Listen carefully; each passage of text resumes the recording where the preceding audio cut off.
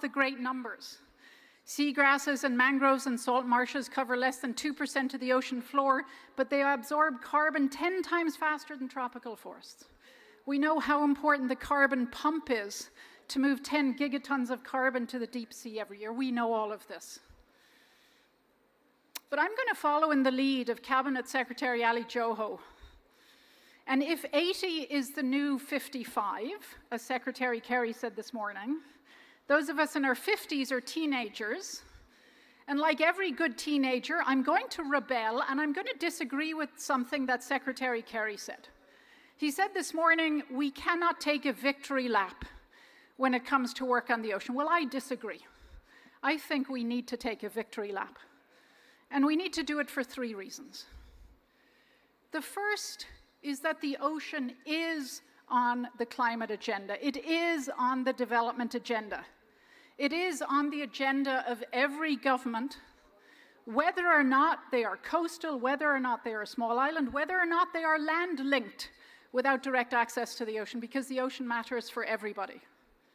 And as somebody who grew up on an island, Ireland, with my back to the ocean, and like most of my countrymen and women, never learned to swim, I can tell you that everywhere ocean is on the agenda, we should take a victory lap for that.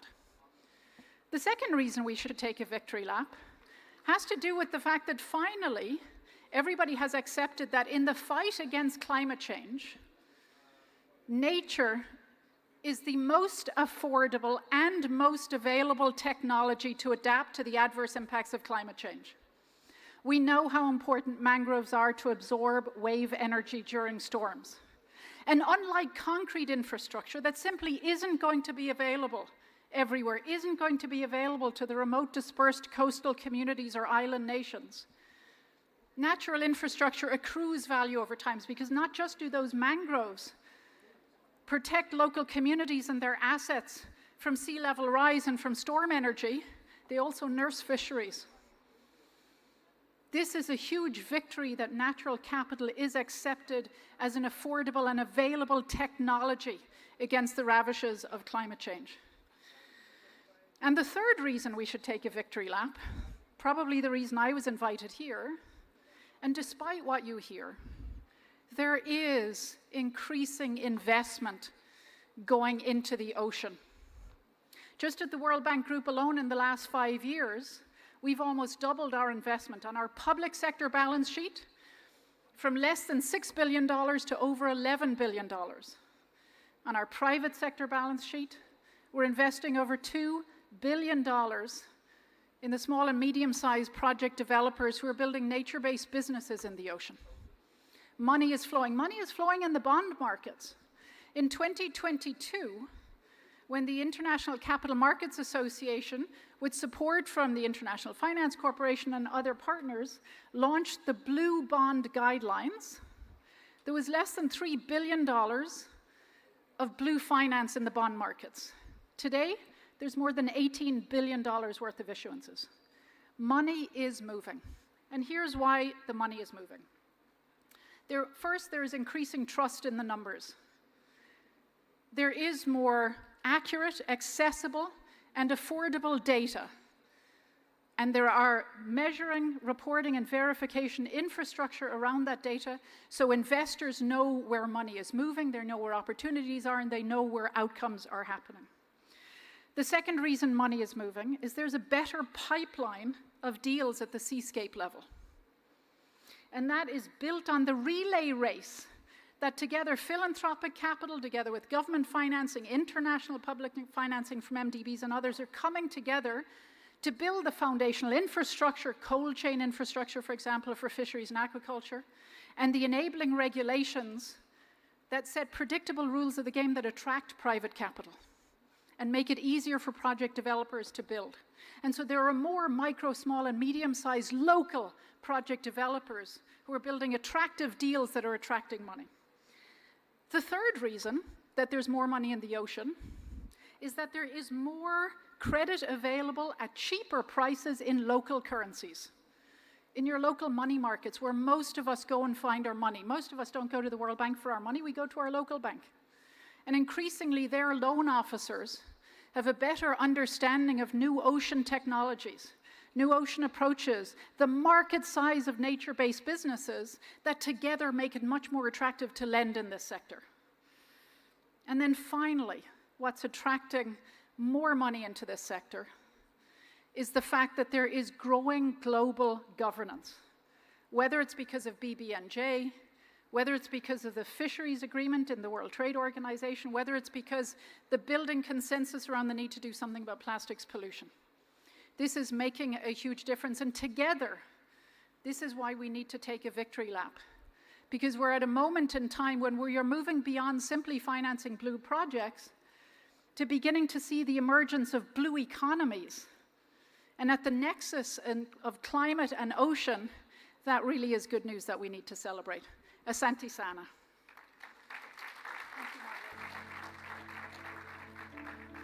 Thank you so much, Valerie. And now it is my singular honor to invite our moderator for this session, Dr. Marines Sciarra, the Special Envoy for the Ocean COP30 Presidency. Welcome. She will thereafter invite the panelists.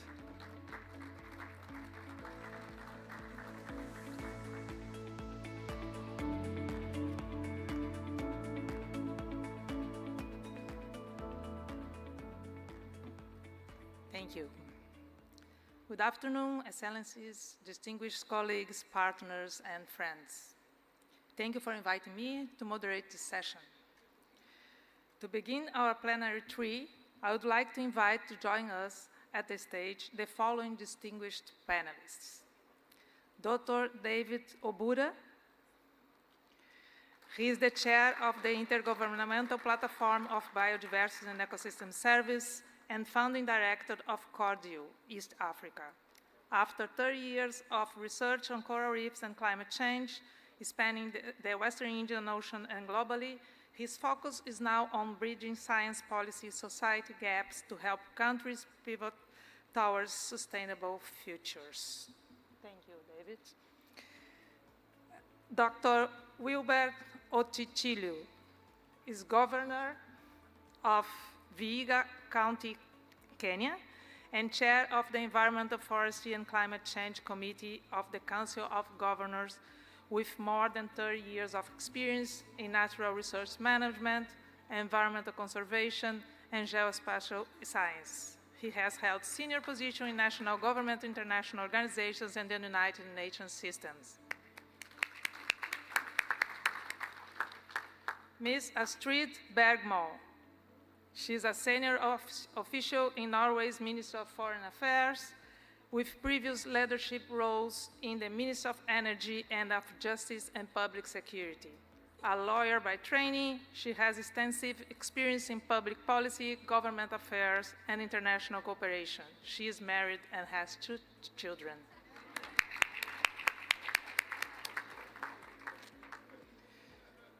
Dr. Angelique Poponu. She is the lead ocean negotiator for the Alliance of Small Island States, AUSSIS. She has followed the Ocean Climate Nexus in the UNFCCC since 2018. She previously served as CEO of the Seychelles Conservation and Climate Adaptation Trust and as Chief of State of the United Nations Secretary General's Climate Action Team.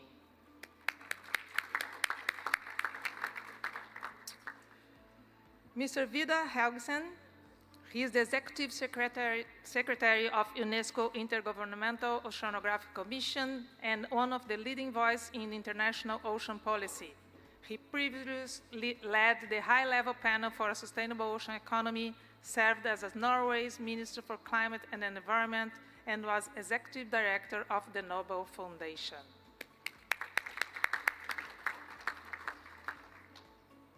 Ms. Fatih Turan, he is the Director General of Environmental Management at Turkey's Ministry of Environment, Urbanization and Climate Change. A civil engineer by training, he has held senior leadership positions across transportation, infrastructure, water management, and industrial development, bringing extensive experience in public policy and sustainable development. Thank you all for being here with us today. As Brazil's special envoy for oceans for COP30, it's a pleasure to join you here in Mombasa at a critical moment for the ocean climate agenda. Over the past few years, we have made significant progress in demonstrating that the ocean is central to climate action.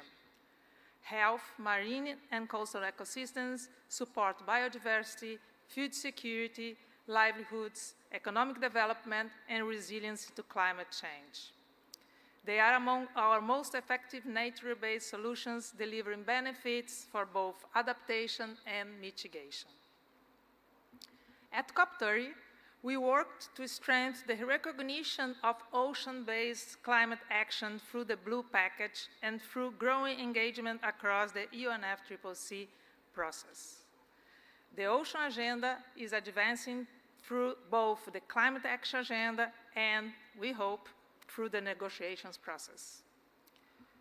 We must also remember that the ocean is connected. Ocean currents, ecosystem species, climate impacts, and human activities do not stop at national borders. International waters cover nearly half of our planet and play a vital role in regulating climate, sustaining biodiversity, and maintaining the health of the global ocean. Their protection, national and international waters, require unprecedented international cooperation. Today, the challenge is no longer making the case for why the ocean matters. The challenge is implementation. How do you translate science into policy? How do you turn commitments into action? How do we integrate ocean solutions into development planning, climate strategies, and investment decisions? The Blue Package can help guide us answering these questions. As we look ahead to COP31 in Antalya, we have the opportunity to build a momentum, strengthen partnerships, and accelerate action. To help us that, we are fortunate to have an exceptional group of speakers bring perspectives from science, policy, international negotiations, ocean governance, and climate leadership. Today, we will not only identify challenges, but also highlight solutions, opportunities, and practical pathways forward. Thank you. Well, with that, let us begin. It's now my pleasure to give the floor to our first speaker. He will help us set the scene by sharing the science behind the importance of coastal ecosystems and their role in supporting resilience and sustainable futures. Dr. David, the floor is yours. Thank you very much for the floor. So what I'll try and do in the time I've been given is to take us on a journey of the science from coastal ecosystems to sustainable futures in the context of climate change. I've been asked to talk about coastal ecosystems. My own background is in coral reefs here in East Africa, Mombasa, my hometown, so welcome to all of you for being here. We have other coastal ecosystems as well around the east and broader African coast with mangroves, seagrass beds, sandy shores and rocky shores and upwelling systems. And all of these are very important, of course, for the biodiversity that they contain, but also for the benefits that they provide to coastal communities and economies as people are attracted to the coastlines. The food, the coastal protection, the recreational infrastructure. And this is the key point. Coming from the platform that I'm the chair of at IPBES, we look at how biodiversity provides ecosystem services or contributions to people in support of our quality of life. And the importance there is that we track the mechanistic interactions between the values in nature that we access and that we benefit from, but also the consequences of our actions on them. And the critical importance of sustaining these interlinkages because our lives depend on them, and to make this a balanced system. This emphasizes the importance of economic actors, because all the things that we used to do as early human cultures, living in nature, catching fish or collecting seeds and nuts and things from the wild, we now grow most of our food. We access the benefits we need from nature through our economic systems. And the importance of our economic systems in doing that in ways that are sustainable, how to try and transform from the systems we now have to sustainable ones. Hence, the commitments that we make here in this context on ocean climate action are really dependent on the other commitments that are made in other components of the conference around blue economy and finance as well. We heard a lot about that from Valerie Hickey in the opening address. But not just these ocean sectors as well, but the entire economic and financial system that we depend on, that we operate around the planet. How do we transform that to sustainability to really enable the commitments that we must make in managing nature, in sustaining nature, sustainable? The risks from climate change are severe and getting even more severe. I think you've heard a lot of facts about that, I'm sure. One that I focus on from a coral reef perspective is that we are now in a world of halves. In around 2020, the IPBES Global Assessment synthesized a lot of science and found that about half of coral reefs had been lost so far. We're now about to publish an update on the IUCN Red List of Species for coral species, and almost half of them are threatened with extinction now. So where are we going from here? Are we going to take the right actions to halt these declines, or are we going to continue towards tipping points and loss of these wonderful ecosystems and the benefits that they provide? And this is just a brief sort of view into some of the horizon challenges that we'll face. It's not just about species going extinct, but issues of species migrating and moving into cooler waters, what happens in warmer waters where we don't have warmer species or heat-adapted species moving in. How do we sustain our economies and our communities when our systems are changing so much? And the nutritional loss. As the fish species change, the projections are under warmer conditions that the nutritional value of fish in tropical seas will go down. So what are the pathways to resilient and sustainable futures? We need to reduce the drivers of these declines, so the global and the local economic drivers, the climate change drivers, of course. These are the curves that first must be bent in order to bend the curve of biodiversity loss.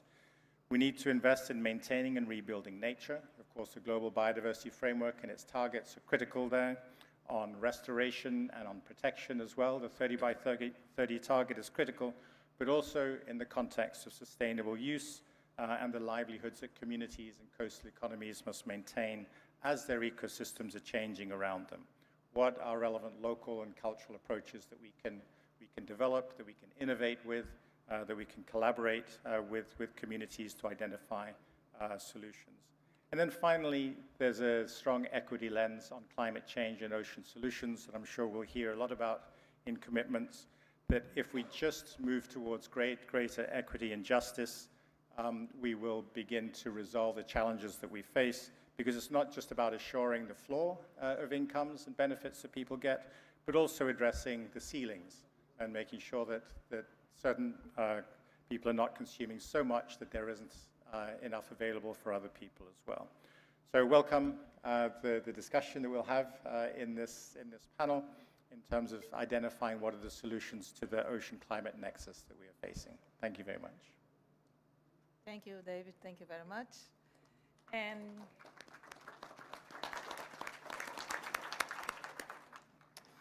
so David has provided us with an overview. Can you listen? Yeah. David has provided us with an overview of the evidence and the urgency of the challenge. We now move from understanding the problem to exploring some solutions, and I welcome Dr. Wilber to give his contribution.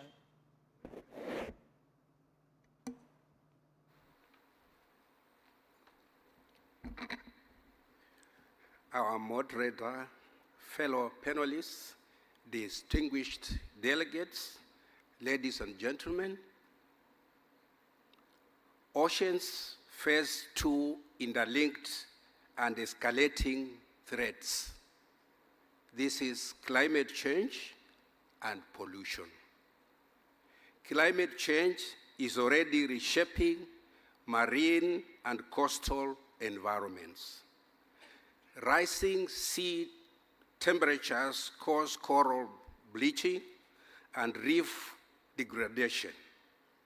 Sea level rise and stronger storms accelerate coastal erosion. And saltwater intrusion undermines freshwater supplies and agricultural productivity. These are not future scenarios. They are current realities and affecting communities along Kenya's coast today. At the same time, pollution from plastics and untreated wastewater to industrial effluent is degrading critical habitats such as mangroves, seagrasses, and coral reefs. These ecosystems are vital for biodiversity, fisheries, carbon sequestration, and coastal protection. Pollution weakens this resilience, making them far less able to cope with climate-driven stresses. The interaction between climate change and pollution creates a vicious circle. Pollution reduces ecosystem resilience, and climate impacts magnify pollution's consequences. The combined effect threatens nature, livelihoods, and national development. The Kenya government has taken various actions to address these threats. All at the international level, Kenya is a signatory to the UN Convention on the Law of the Sea, Convention on Biological Diversity, and the Nairobi Convention on Coastal and Marine Conservation, among others. At the national level, Kenya has formulated the following policy and legal frameworks to address the pollution and climate change threats to our marine ecosystems. Some of the laws and policies that we have formulated: Environment Management and Coordination Act, the Climate Change Act, the National Blue Economy Strategy 2025 to 2030, Fisheries Management and Development Act, Sustainable Waste Management Act, the 2017 ban on single-use plastics, Wildlife Conservation and Management Act, the National Maritime Policy, and we are in the process of preparing the Maritime Spatial Plan. And finally, we also have the National Climate Change Action Plan 2023 to 2027. County governments have also enacted their own policies guided by the frameworks at the national and international levels towards environmental protection, conservation, climate change mitigations, sustainable utilization of natural resources, as well as climate change governance and financing. All these efforts are geared towards ensuring our oceans remain sustainable for the current and future generation as per the Sustainable Development Principle of inter- and intra-generational equity. The coastal counties have domesticated policy and actions at a national level to their local contents with the aim to address marine pollution and climate change. The initiatives being undertaken by these counties include supporting beach management units, restoration of mangrove ecosystems, implementation of marine community investment projects, improvement of solid waste management, marine turtle conservation program, among others. These initiatives are supported by the counties through their own budgetary process and through development partners like World Bank. Thank you.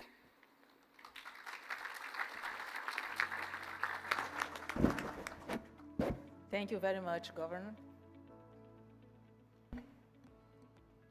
So, science provides the evidence, and governments and international agreements create the enabling conditions.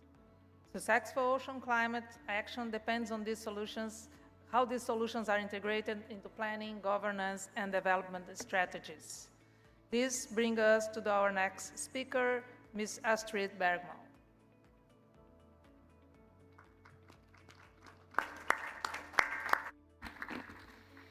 Dear Excellencies, colleagues, friends of the ocean, it's such a pleasure being here, and I just have to check that you're still alive because it's quite late in the afternoon, and I really hope that you're doing okay. I'm glad that you're alive. Thank you.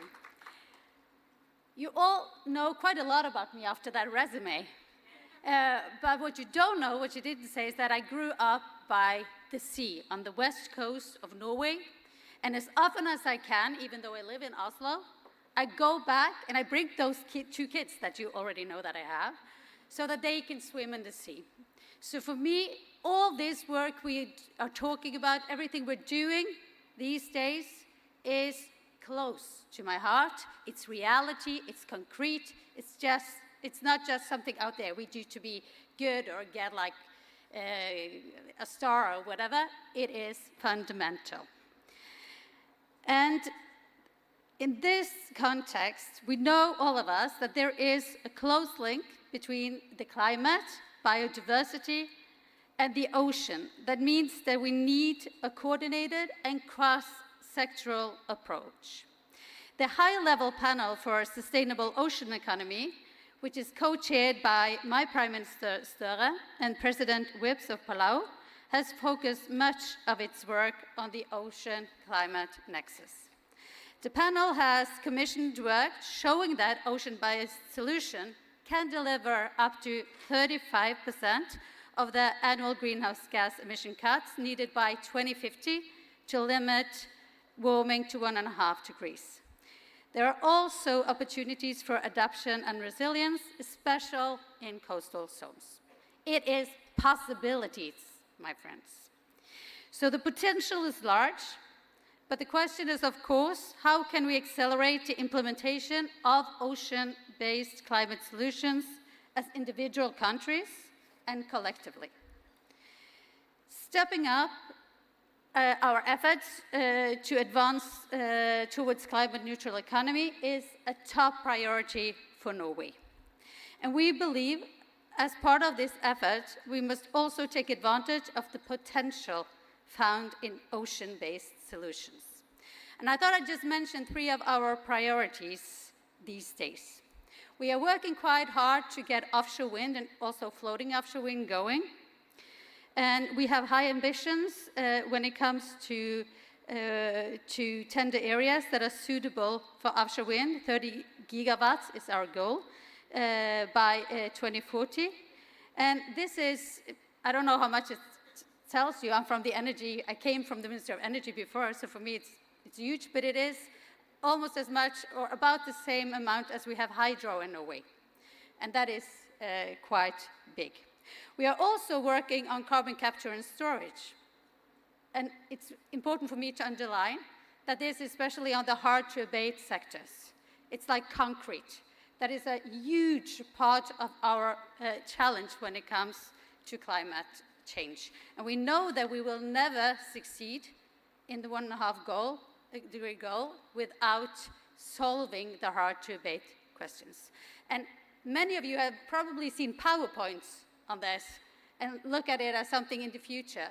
But the good news is that this is happening already. Right now in Norway, on the coast, just outside where I grew up, there is carbon capture and storage from concrete in Norway and in European countries. So it is happening and it is important. Green shipping is another priority for Norway. The CO2 emissions from shipping account for approximately 3% of global CO2 emissions. And in Norway, we already have 260 low and zero emission vessels operating along our coast. And today, this morning, the Climate Minister of Norway announced new support for another 10 zero-emission ships. A lot of money, which will bring this further on. So we're doing this by prioritizing it, and we really want to make a change. Norway also supports developing countries to ensure safe and environmental sound shipping. We are a main donor to the Green Voyage 2050 initiative, established by Norway and led by the IMO, supporting developing countries in decarbonizing the maritime sectors. Science is also central to Norway's approach. The EAF Nansen program has been the flagship of Norwegian fishery cooperation for 50 years and supports 33 partner countries in Africa and the Bay of Bengal. It provides the scientific basis for better fishery management and stronger ocean governance. And the ship is actually right now here in Mombasa. So maybe some of you have passed it, but they are doing an amazing job that we are very, very proud of. Allow me to mention one of our climate-related commitments here at OOC. We need to understand more about the rapid climate change in the Arctic Ocean. Therefore, the Norwegian government has committed 1 billion Norwegian crowns over the next 10 years for research programs dedicated to the Arctic Ocean. More broadly, Norway's message is that protection and sustainable use must go hand in hand. That is reflected in the commitments we are bringing to this conference, including support for EAF Nansen, IOC, ProBlue, marine protection, coral reef restoration, ocean planning, and pollution reduction. The wider point is clear. A healthy ocean is a foundation for food security, biodiversity, resilience, and sustainable development. And this is why global ocean commitments matter, and why Norway remains committed to being a steady and constructive partner. I'm going to end now, because it says, please wrap up on that screen. But I just want to end my intervention with this. The ocean does not recognize institutional boundaries, and neither should our solutions. We can't do this alone on any matter, even though it's renewable energy, or if it is mapping our coastal areas, or whatever it is. We have to work together. The ocean is a possibility on our way forward to reach our climate goals, but we always need to remember that if we're going to succeed, we need to work together. And I look forward to working together with you to continue discussions, but also continue to deliver results together with all of the countries that are here today and that are really standing up for the ocean, even in challenging times globally. So thank you very much.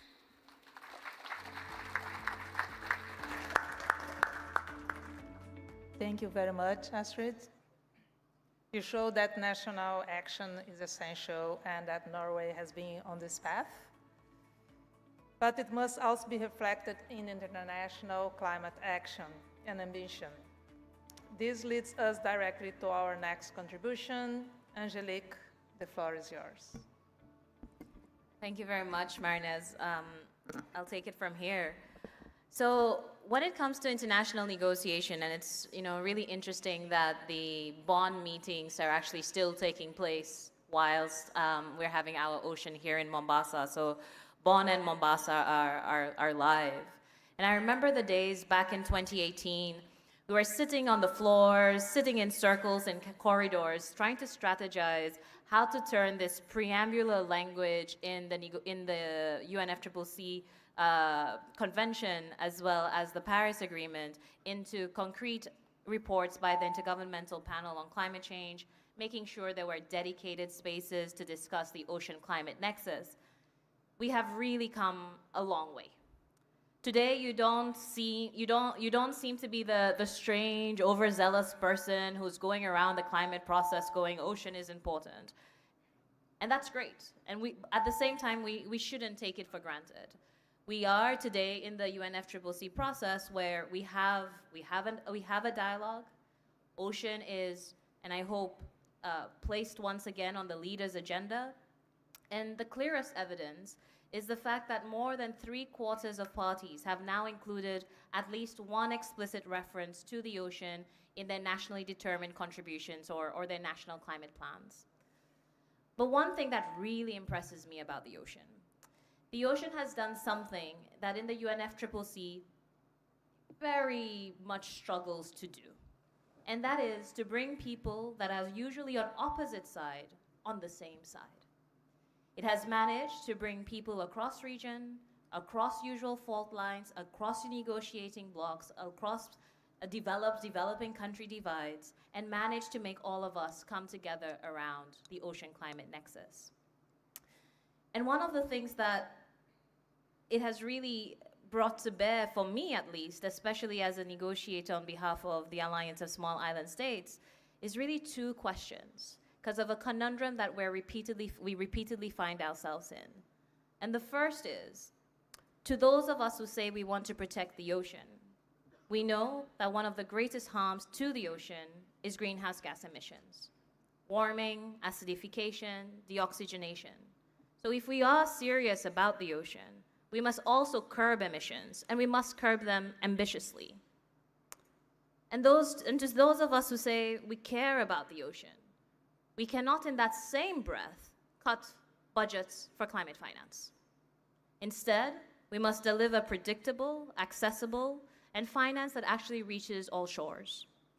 In the UNFCCC, we're usually trapped in this false dichotomy: mitigation or finance, ambition or adaptation, as if we must choose. The ocean really exposes that fiction, a fiction that it always was. Because for the ocean to stop being the victim and become the solution, we cannot choose. We do not get the choice to pick. Instead, we need all of it: ocean climate action, deep cuts in emissions, and the delivery of finance. And one cannot be traded against the other. So I leave this question with all of you that I will certainly carry from Mombasa to Antalya. Can the ocean bring the unity that the UNFCCC process, that the United Nations climate change process so urgently needs? Thank you.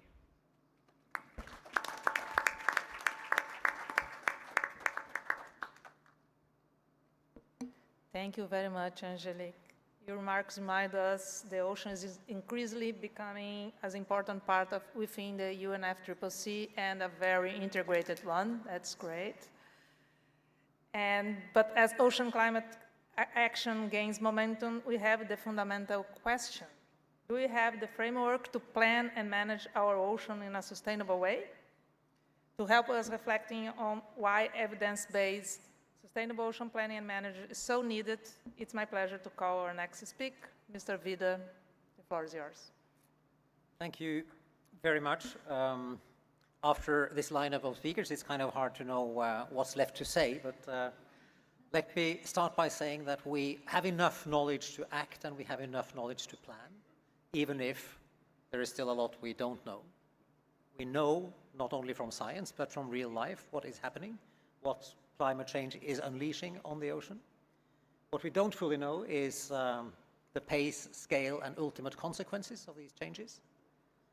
The climate system contains significant lags, so we have to assume that there are dramatic changes ahead, even if emissions were to stop tomorrow. There's a lot we don't know yet about how the carbon cycles through the ocean, for example. Then there's a lot we don't know about how the climate stress interacts with other stressors in the ocean. There's a lot we don't know about the deep ocean. And there's a lot we don't know about the tipping points. Whether, which, when will there be dramatic tipping points? There's also a lot we know about how the ocean can contribute. It has been already said. But some of the stuff that is being done and is being proposed on how the ocean can contribute to mitigate climate change is also areas where we need more knowledge. Marine carbon dioxide removal is one such example. The interplay between offshore energy installations and biodiversity, another area where we need to know more. So there's a continuing need for more science, but we know certainly enough to act. And we shouldn't forget that for reducing emissions, you don't need to start in the ocean. It's on land most of those emissions derive from. I will focus then on two very important things. One is the need for continuous data. Even if there's a lot we know, the ocean is vast and there's a lot we don't know, and the ocean is changing because of climate change. So these changes need to be continuously monitored. We need much more ongoing data about what is happening in the ocean. And we need to make use of that for my second point, which is to sustainably plan and manage the ocean better, facing all these uncertainties. To do planning, we need data, but we need to embark on planning even where there is insufficient data. We need better, sustainable, climate-resilient, sustainable ocean planning and management in order to mitigate, in order to adapt, and in order to prepare and respond to disasters that are already coming, but there will be more of them coming. We need whole of society and whole of government approaches to such planning. The ocean doesn't belong to the ocean community or the ocean ministries only. What happens in the ocean doesn't stay there. It's a whole of society approach that is needed for planning, for executing plans, for enforcing, and for updating them continuously. Such plans need to be based on ecosystem knowledge, on knowledge of the carrying capacity of ecosystems. For that, again, we need observations and data. They need to take into account how economic activity is impacting the ocean, but also how more economic activity, certain economic activities, we can have much more of, and that would be helpful for the ocean. Be that clean energy or climate-friendly proteins or climate-friendly materials that can be can derive from the ocean. So ecosystem and economy, very important components, but we also need the social component to ensure equity in access to and distribution of ocean-based resources. This comprehensive approach to planning is something the IOC is spearheading based on a strategy adopted by our 153 member states on sustainable ocean planning and management.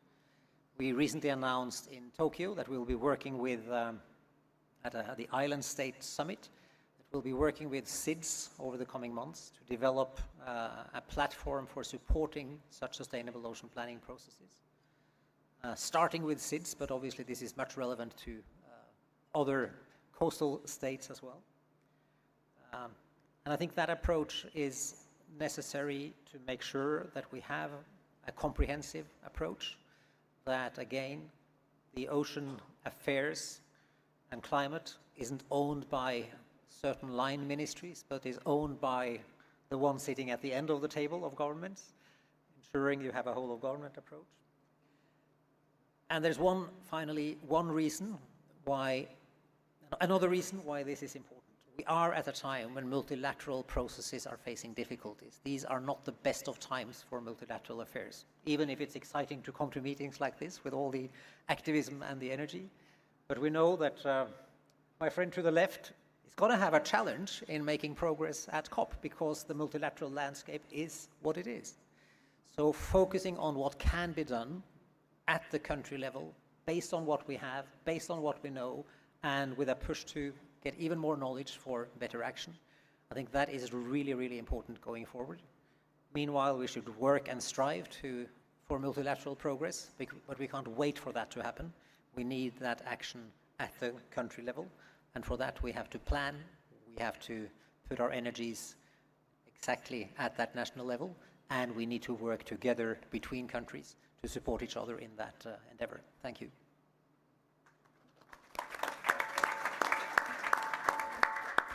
Thank you very much, Vida. You told us that achieving our climate and ocean goals, we require sustainable ocean planning and management, social and political engagement, equity, and scientific foundations to turn ambition into actions. So now, I'll call our final speaker, and we look forward to hearing your perspective, Ms. Fatid, on the role of oceans and seas within the COP31 agenda.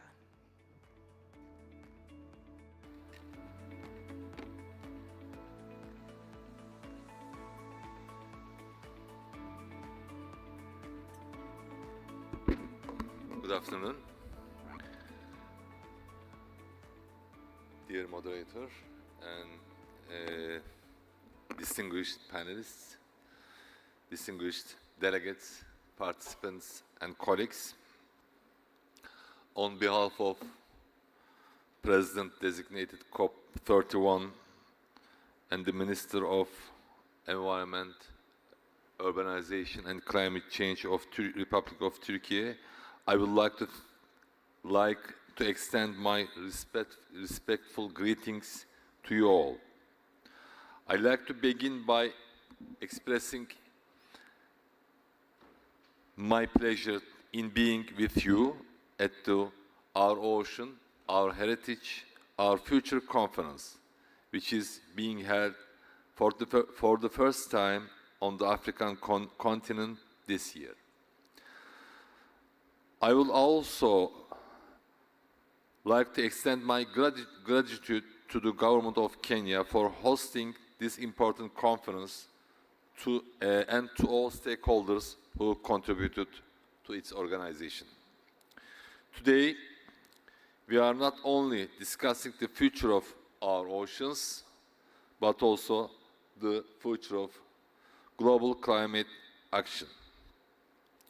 Oceans play a critical role in regulating the global climate system by absorbing a significant share of anthropogenic carbon dioxide emissions. However, the impacts of climate change, such as rising sea temperatures, ocean acidification, sea level rise, and biodiversity loss, are increasingly threatening the health of our oceans. For this reason, the protection of oceans is no longer merely an environmental priority. It's a fundamental condition for achieving global climate goals. The future of the oceans and the future of the climate cannot be considered separately.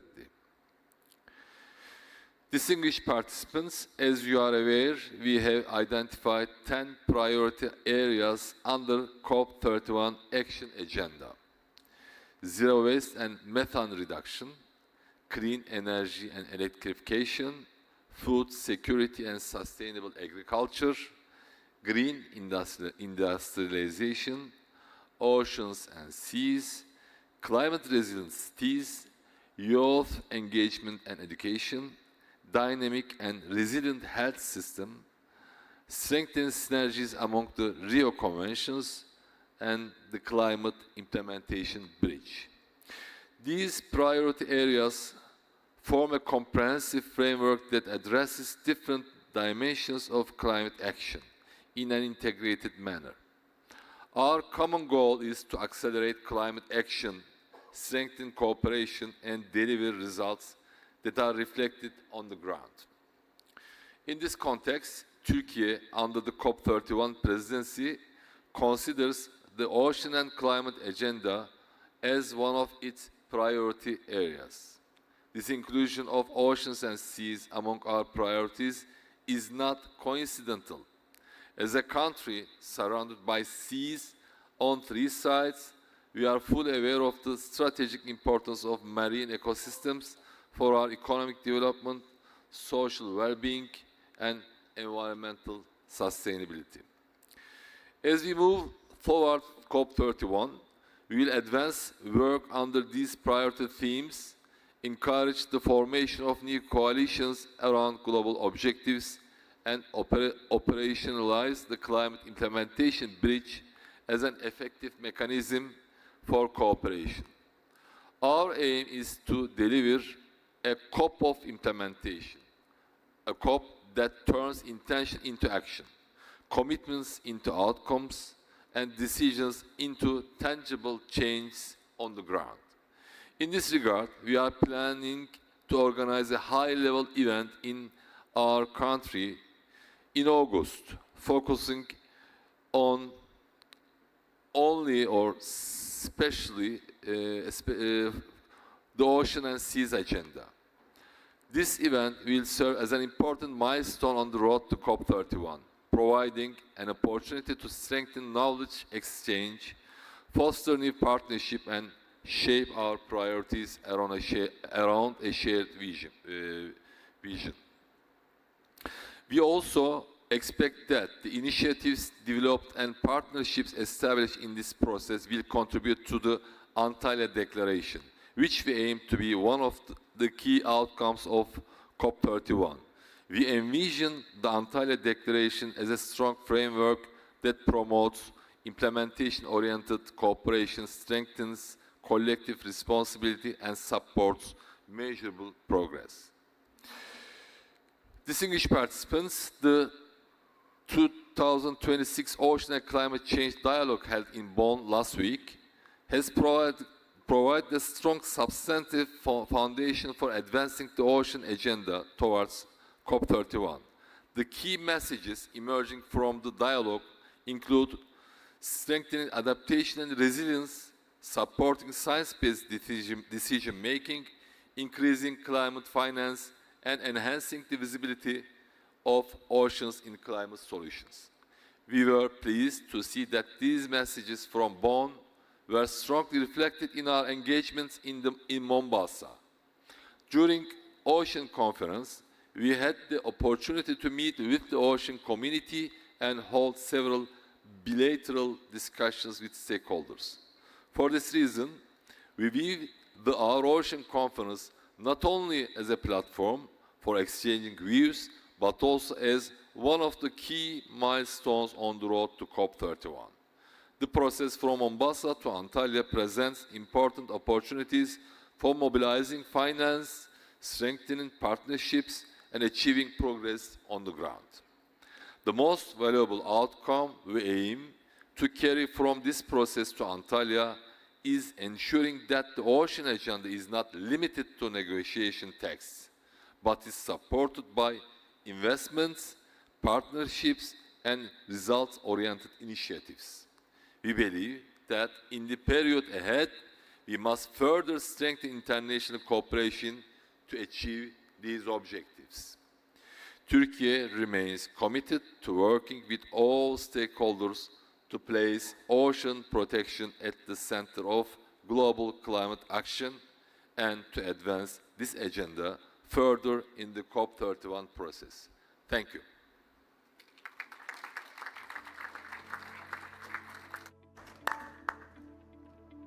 Thank you, Mr. Fatih. I'm sure that we are all very, very pleased to know that oceans and seas and the ocean climate agenda are priorities to COP31, and we look forward to COP in Antalya. Thank you. And thank you all for your excellent contributions. And as you all have done so great and stick more or less to the time, we have some room to explore more ideas, and I will take advantage of that, and I would like to ask first David. David, if you had one message for ministers and heads of government here today, what's the biggest mistake we still make when threatening nature as a development issue rather than development infrastructure? 2 minutes.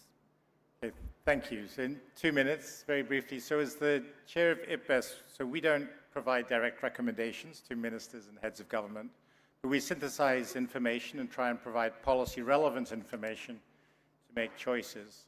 And I think 2 of our recent assessments that we have put out, the Nexus assessment in 2024 and the business assessment this year, have really identified that one of the biggest mistakes is exactly what you said, treating nature or different sectors as silos from one another.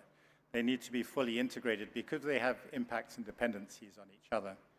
So for example, both the Nexus and the business assessments highlighted this figure. In financial terms, the nature positive finance in the global economy is at about $200 billion. Nature negative finance from various sectors is about $7 trillion. And that's a 1 to 30 ratio of difference. So for every $1 or shilling here in Kenya you spend that's positive for nature, there's 30 that is negative. So even if we double or triple or multiply by 10 the finance that we're trying to increase for nature or for ocean health, there's still much more of that in the global economy that is negative because of the siloed approaches. So working out how to integrate our activities, these two assessments provide a lot of findings that are very relevant, so that we transform the nature negative part, that's $7 trillion in the global economy. Not that we don't spend it anymore, but we spend it in ways that are good for nature, good for climate at the same time, and good for people as well. And there are many different solutions that are very much available. We just need to prioritize those rather than the business as usual. Thank you very much, David, that you just showed how important it is, the health ocean, and how underfunded it is, and that we have to change it, and we have to apply more science to our decisions. So I'd like to ask Governor Oticilio, what have you learned from moving from science into politics? What makes decision makers act on environmental evidence, and what still prevents action? Please. Thank you. That's a very difficult question, but I'll try and see whether I can address it. Coming from science profession to leadership, to elective leadership, is a big transition. And normally, it's not easy to get into an elective position if you are a scientist, because scientists are more very inquisitive, more research-oriented. But politics really requires somebody who is very agile, somebody who talks so much with very little evidence, but gets the votes.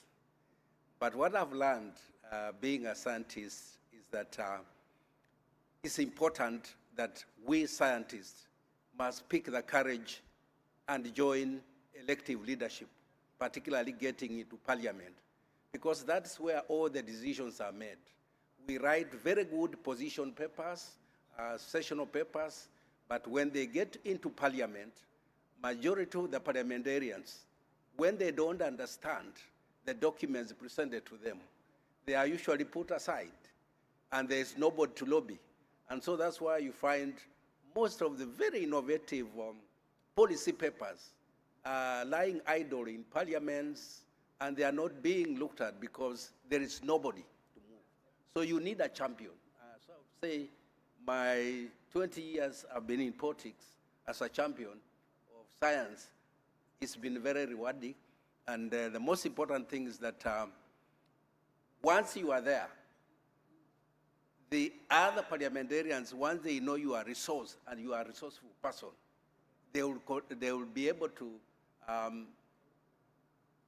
to understand science and be able to give you the chance. So any issue to do with science, you'll always be given the chance.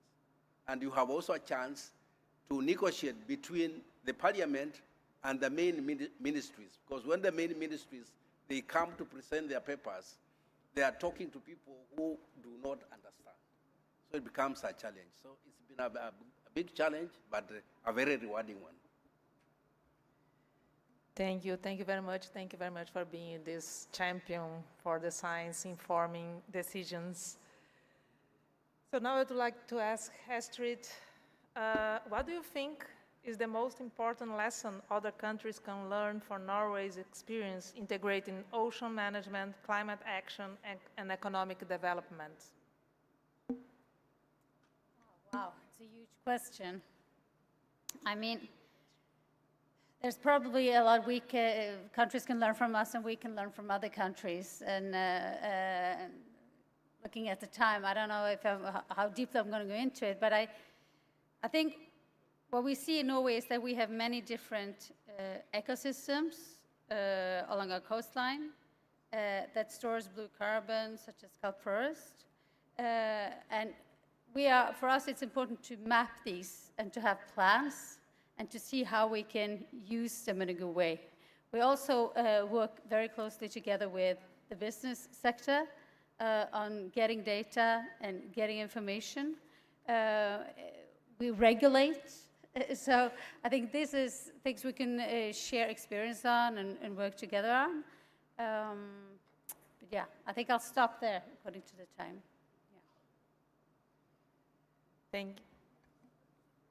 Thank you, Astrid. Thank you for sharing some of this experience.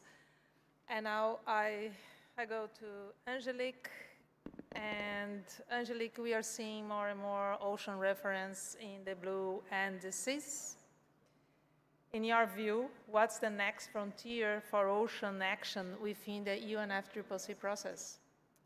Thanks. I'm going to pivot a little bit from what my dear friend Vidar said, because he really eloquently linked what happens at the national level with what happens at the international level. And I think many people there are different ways of seeing the international level. It's either the pace setter, or it's actually the litmus test of what's happening on the ground. It's a reaction, a reflection of what's happening on the ground. And for me, what would be the quote-unquote next frontier is in the UNFCCC process, we are beginning what is called a global stocktake, which is essentially a effectiveness evaluation, right? We're going to see how well we're doing. And the last time we had a global stocktake, when it came to the ocean, there was this encouragement that we should have ocean in our national climate plans. Now we've done it. So the next step has to certainly be to ensure that we are not repeating exactly the same text as we did in the first global stocktake. So what needs to change? What needs to change is what is happening at the national level, and really make sure that there is financing that is going down to the ground to ensure that there is implementation. So at the next global stocktake, we're not at the policy level. We're recognizing that there has been implementation, and we're going to the next, sort of that next level. So the next frontier definitely has to be financing for ocean climate action, and I think Valerie Hickey has already ably set us up to think holistically and comprehensively about what that looks like with her keynote. Thanks. Thank you, Angelique. So that's a good answer to move to my question to Vida, because you said that we need to change what's going on at the national level, and we know that more countries are integrating ocean action in climate policies and NDCs, and we need robust science and capacities to do so. So I would like to ask you, the 2026 Global Ocean Science Report will be launched on the 30th of June. What does this analysis tell us about trends and persistent gaps in ocean science capacity and research that we need to address to meet ocean climate goals? Thank you. You're absolutely right. To get more knowledge about the ocean, we need to rig ourselves to get that knowledge, and we do that through scientific capacity. And this assessment, I'm going to refer to a few highlights from it, as it will be launched in a couple of weeks. It is a global assessment of ocean science capacity globally, including progress against Target 14A under the SDGs on investment in science and technology. What we're doing this time in the report is not only to map what's going on, but also to review and consider whether that research capacity that is evolving is actually adequate for reaching societal outcomes, because it's not about science in its own right, it's about whether it's sufficient. Some points. Firstly, we're seeing ocean science becoming more connected, more technologically advanced, and more geographically diverse. Almost 70% of respondents say they are making investments into AI applications. We're seeing a rapid growth in autonomous observing systems and advanced analytical capabilities, which in turn leads to progress in advanced modeling and tools such as digital twins. We're seeing scientific leadership better geographically dispersed. continued strong growth in Asia. China, in the period since the last report, has tripled its investment in ocean science. India is emerging as a major producer of ocean science, and a good number of developing countries have growth above average in ocean science. So these are good news. There's also progress on gender equality in ocean science, albeit slowly. What is still the case, since we need to look at this in view of what is happening in the ocean, what activity takes place in the ocean, and what we need for societal outcomes, it is very clear that with the growing expectations on the ocean and on the ocean community and for ocean action, the investment in ocean science is not keeping pace with the evolution of attention and use and the crisis of the ocean. So we still have less than 1% of R&D expenditure going towards ocean science, and this is not yet matching the scale of the challenge. Thank you, Vida. The science is always so needed, as well as local knowledge to inform all the decisions. And finally, I would ask Ms. Fatih that Turkey will host COP31 this year, together with Australia. How do you see the role of oceans and seas within the COP31 agenda, and what outcomes do you expect from the conference in this regard? Well, in 1 minute, I'm gonna wrap up. Well, as the host country of COP31, we view oceans and seas as an area closely connected to the other priority areas of the climate agenda. For this reason, our priority in the COP31 process is to ensure that ocean-related issues are not addressed as a separate discussion track, but rather as an integral part of the climate action as a whole. In this regard, we attach importance to strengthening cooperation among different stakeholders, creating synergies among existing initiatives, and promoting implementation-oriented solutions. For us, the most important aspect of COP31 process is that the partnership established and initiatives developed don't remain limited to the conference, but continue afterwards and generate tangible impacts on the ground.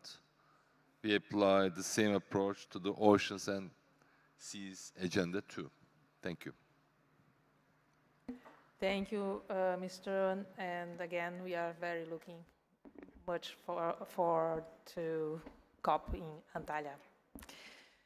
So with that, we end our session, and I ask everybody to put your hands together and give this amazing speaker a round of applause.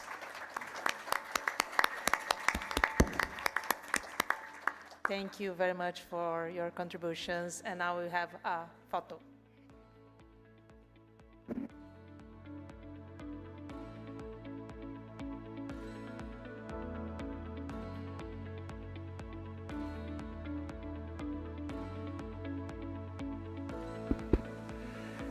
A round of applause for a wonderful moderator today. Together with the panelists, we thank you so much for your time, and to you delegates also for giving us time up until now. Immediately after this photo op, Dr. Marines will be leading the floor announcements very briefly, and the commitments from our partners who are here with us. And then immediately after that, we will fall out for tea, and then we'll do this again tomorrow morning at about 8 o'clock, all right? So thank you so much. I know it's been a long day, but it's been a wonderful one and a successful one. Over to you, Dr. Marines. So now we'll pass to the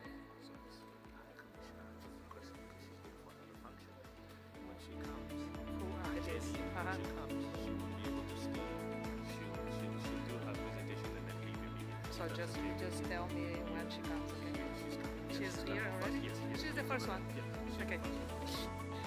So I would like to invite to make her announcement Jeannie Darwin, High Commissioner to the Republic of Kenya of the Government of Australia. Jeannie.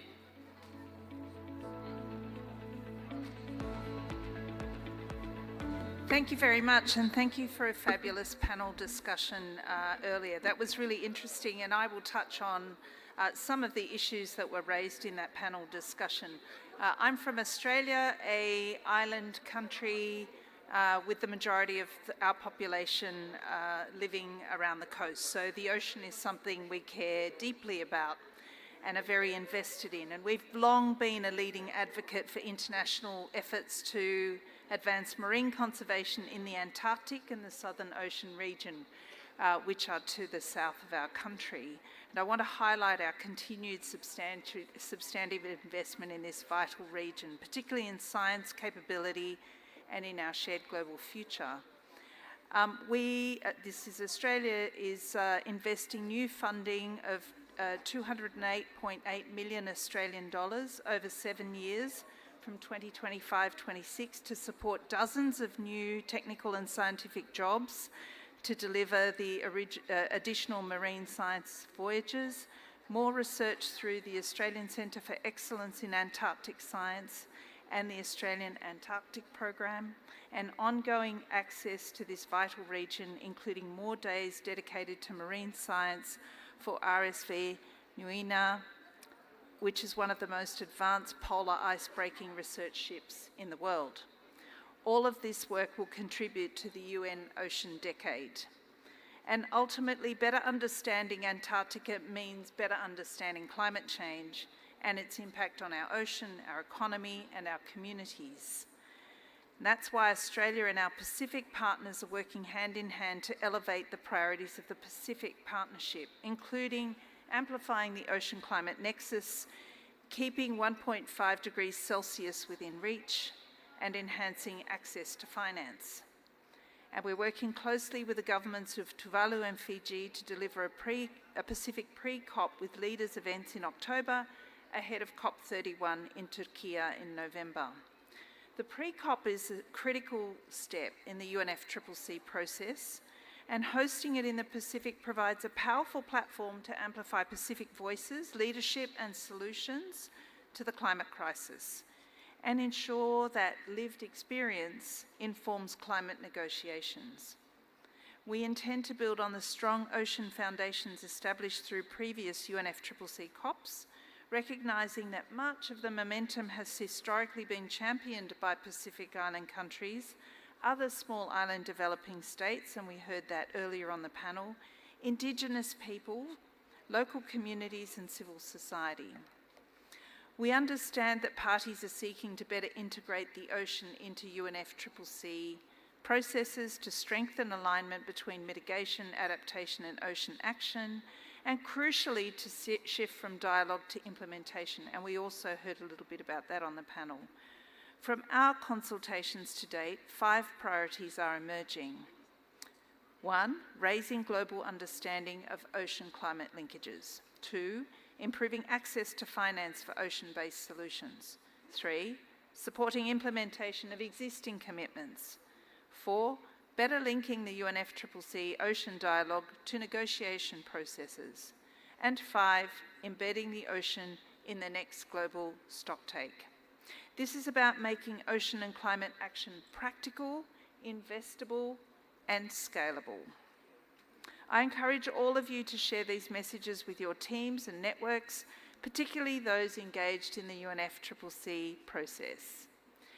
And in closing my intervention, I urge you to bring forward concrete ocean climate actions, support investment-ready solutions, and pursue outcomes at COP31 that are practical and deliverable. To build ambition and give the ocean the voice it deserves, we have to do this, and we have to do this together. Thank you. Thank you, Jean. And now I'd like to invite Dr. Emily Darling, Director of Coral Reefs Wildlife Conservation Society.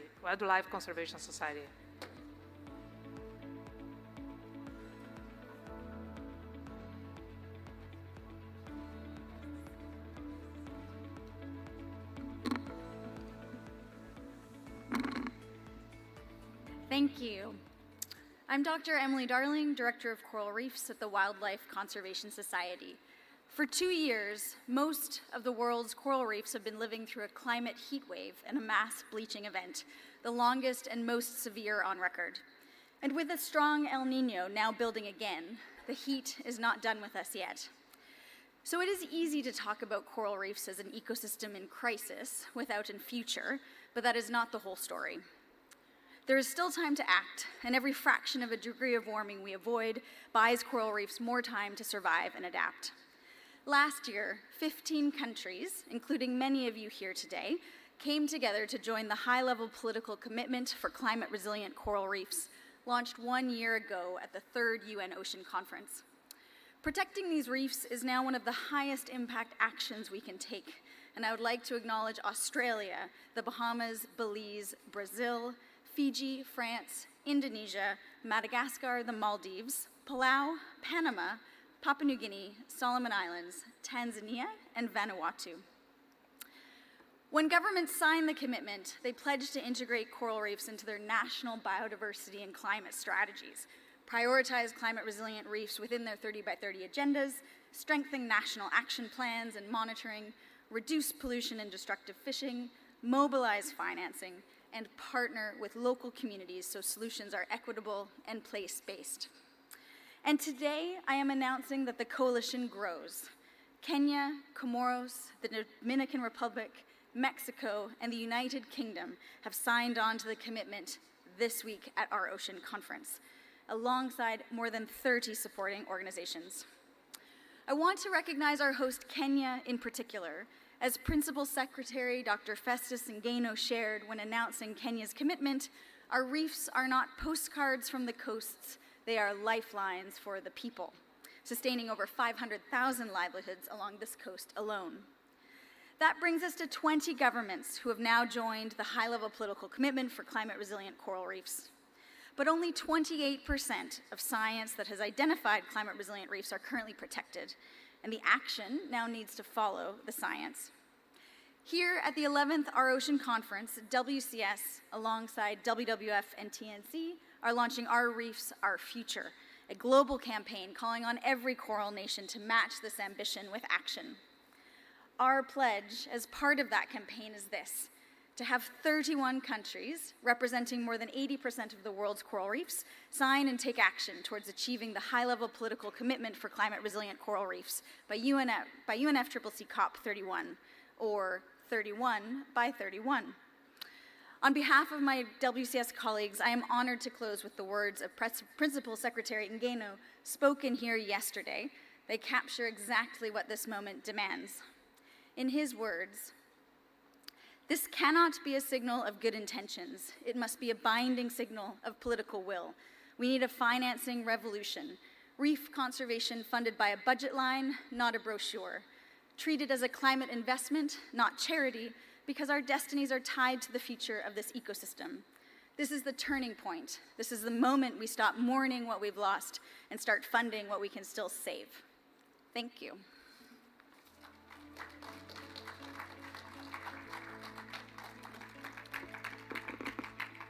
Now I invite to the floor Dr. Antonius Gagern, Executive Director, Carbon to Sea.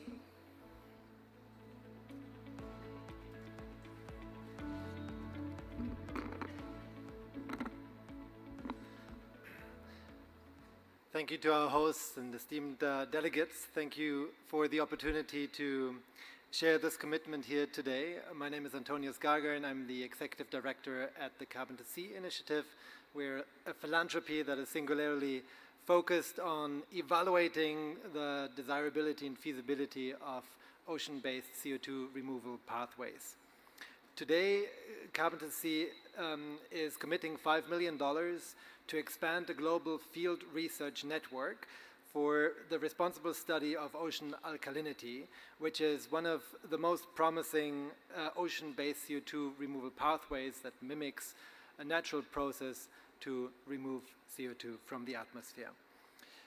Ocean-based carbon removal approaches, like ocean alkalinity enhancement, raise important scientific, environmental, and social questions. Those questions should be answered through rigorous, transparent, real-world research conducted with strong safeguards, community engagement, and open sharing of results. And that is the purpose of this network. The funding will support a coordinated portfolio of research sites around the world, from early site exploration to carefully designed in-water research.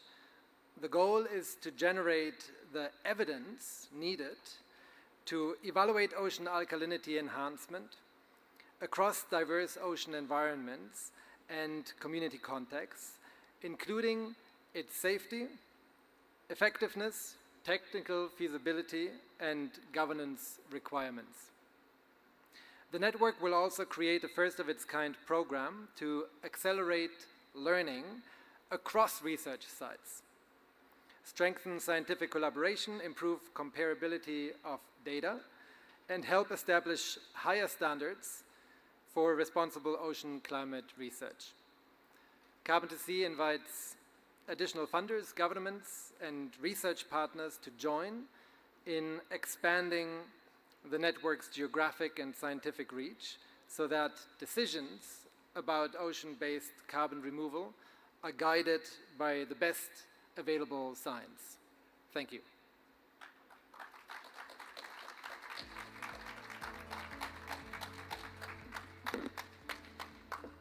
Thank you.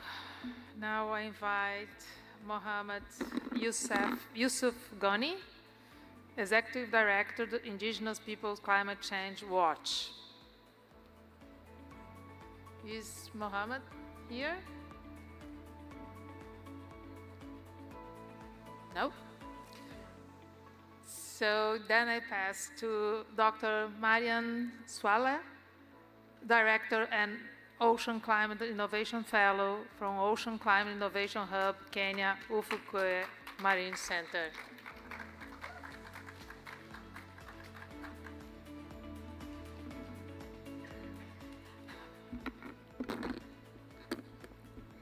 Okay.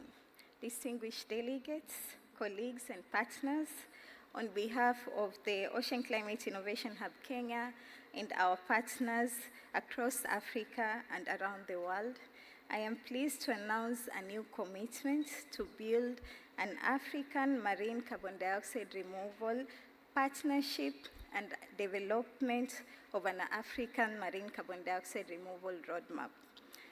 As climate change continues to affect African coasts and oceans, countries across the continent have a strong interest in strengthening the ability to evaluate and govern and potentially benefit from emerging ocean climate technologies. Marine carbon dioxide removal is receiving growing international attention, making it increasingly important that African scientists, institutions, governments, and communities help shape the future of its development.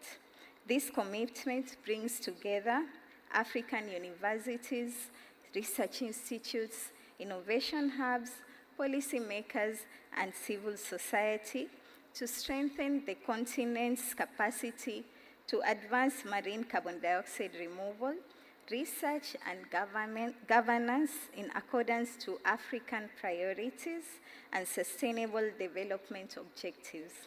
Today, we are releasing the African Marine Carbon Dioxide Removal Roadmap for public consultation. The roadmap outlines a shared vision for building scientific capacity, strengthening governance, supporting responsible research, and expanding opportunities for collaboration across the continent. We will establish and strengthen regional research hubs in Kenya, Tanzania, Ghana, in South Africa, support the development of governance and community engagement frameworks, and convene regular African marine carbon dioxide removal forums to promote knowledge, sharing, collaboration, as well as accountability.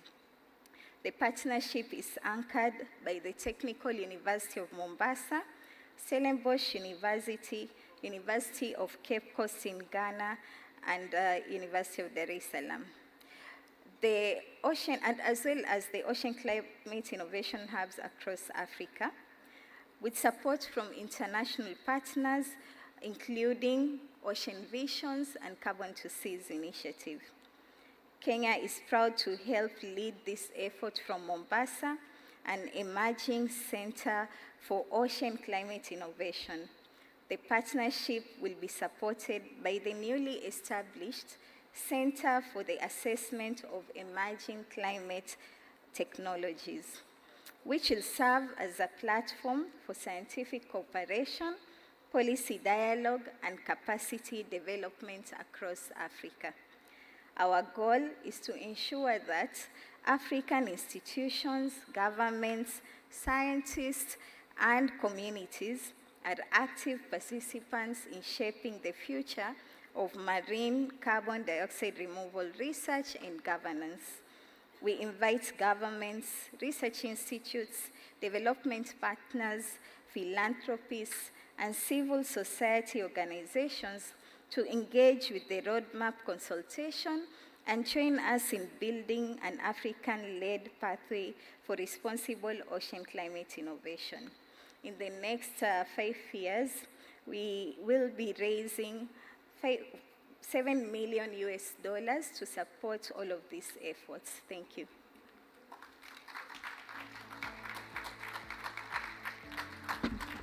Thank you, and thank you very much for being part of this discussion of Plenary 3.